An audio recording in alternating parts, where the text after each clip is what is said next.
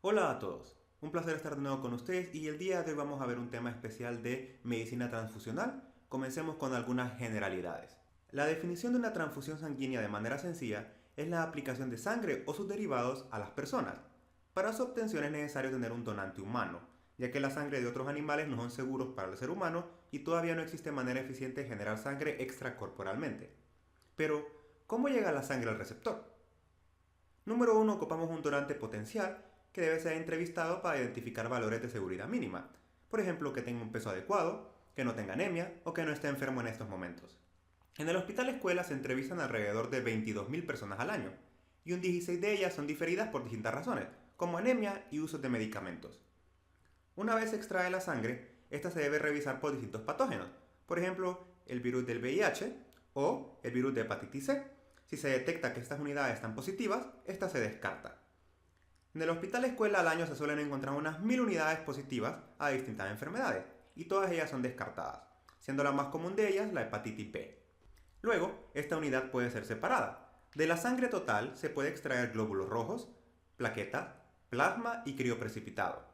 Luego, estas pueden ser purificadas por distintos medios para obtener más productos terapéuticos. Por ejemplo, se puede extraer albúmina del plasma para ser usado en humanos. Antes de colocar la unidad a una persona, es necesario revisar el tipo de sangre de la bolsa y del receptor, es decir, si es tipo de sangre A, B, AB o O, y si el RH es positivo o negativo. En base a esto se evitan las transfusiones que pueden generar riesgos. Luego de esto se puede colocar la sangre al paciente. Pero la historia no termina aquí.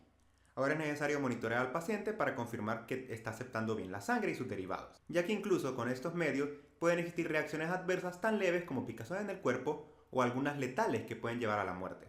Es la obligación del médico reportar estas noticias al banco de sangre para que se investigue la razón del por qué sucedió esta reacción y cumplir acciones en lo posible para prevenir más reacciones en otros pacientes. La sangre parece ser un fluido mágico usado por muchos médicos para tratar múltiples enfermedades, entre ellos las anemias, hemorragias y otras enfermedades sanguíneas. Pero muchas veces no es necesario usar sangre y los métodos conservadores son suficientes, ya que toda unidad de sangre es un recurso humano casi invaluable, y recibir sangre no está excepto de riesgos. Existen algunas normativas en cuanto al uso de hemoderivados. Mencionemos las más importantes. La OMS recomienda lo siguiente. Los fluidos de reemplazo son la primera opción para pérdidas anormales de sangre. Por ejemplo, las soluciones cristaloides, como la solución salina fisiológica o al 0.9%, en el cual se sugiere colocar 3 veces el volumen perdido en soluciones cristaloides. Dando un ejemplo, si se piensa que un paciente tiene una pérdida de sangre de 500 ml, este se multiplica por 3 y se debe aplicar estimadamente 1500 ml de solución salina fisiológica para mantener la volemia. Esto se debe a que el líquido que se coloca no se mantiene dentro de los vasos sanguíneos, sino que va a otros compartimientos, por ejemplo el tejido conectivo. Liberar la sangre del banco de sangre puede tomar una cantidad considerable de tiempo. El uso de estos fluidos es indispensable por mientras se obtiene la sangre. Número 2. Los fluidos de reemplazo con dextrosa no se consideran aptos para reemplazo de fluidos. Se sugiere solo utilizar aquellos que contengan una concentración de sodio similar a la del plasma. Así que vayamos eliminando de la lista mental el uso de esa dextrosa al 5% que está en la sala de emergencia. Además de los fluidos cristaloides, existen los fluidos de reemplazo coloidales, como la albúmina, el dextran o las gelatinas. Los coloides solo se ocupan colocar el mismo volumen al perdido, es decir, no se multiplica por 3. Pero no hay estudios todavía que demuestren que son fluidos de reposición superiores a los cristaloides, pero sí suelen ser más caros. Número 4. El plasma nunca debe ser usado como fluido de reemplazo, ya que conlleva más riesgos que beneficios y tiene un mayor precio que cualquier fluido cristaloide. En el hospital escuela se realizaron 28.000 transfusiones en el año 2014. De estas, 11.000 fueron de plasma, siendo esta la segunda unidad más transfundida. Pero para el año 2015 se logró reducir a solo 5.000 unidades gracias a campañas educativas de uso del plasma. Número 5. Colocar agua común intravenosamente causa hemólisis, es decir, destrucción de los glóbulos rojos, y probablemente puede ser fatal. Tiene que evitarse su uso a toda costa. Existen algunos riesgos generales para la transfusión sanguínea.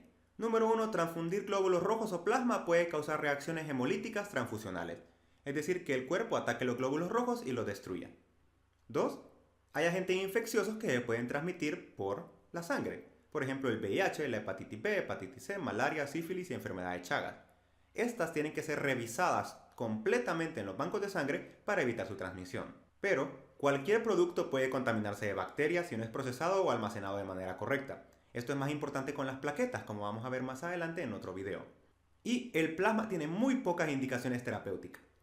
Se debe evitar su uso a menos que realmente sea necesario, por ejemplo en coagulopatías o hemorragias masivas. Ya como mencionamos antes, el hospital escuela y muchos hospitales tienen necesidades enormes de sangre, y muchas veces el banco de sangre está abarrotado de peticiones, por lo cual saber cómo solicitar la sangre de manera apropiada es lo mejor.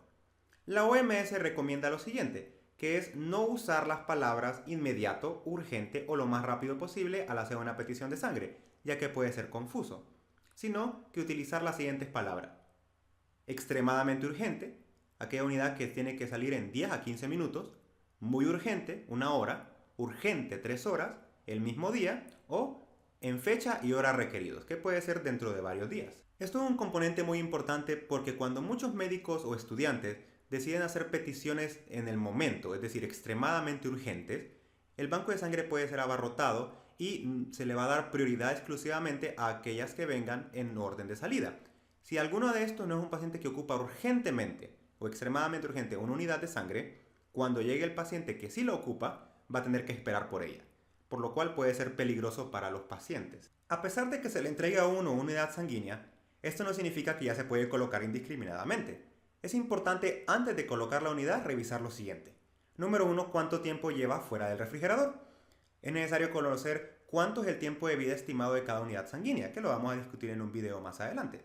Hay que revisar si la bolsa está dañada, que podría conllevar a infecciones, y si el plasma está rojo o rosado, que podría ser un signo de hemólisis, y eso significaría que los glóbulos rojos están destruidos, y la actividad terapéutica de esas unidades no va a ser tan eficiente.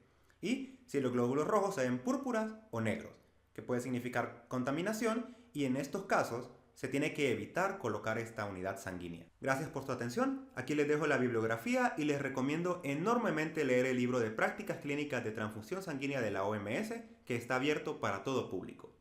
Adicionalmente, si desean saber las características biológicas, recomendaciones, almacenamiento adecuado de las unidades sanguíneas y reacciones adversas de la transfusión, les sugiero que le den clic a las imágenes correspondientes donde se explicará estas características a detalle. Un placer estar con ustedes y hasta la próxima.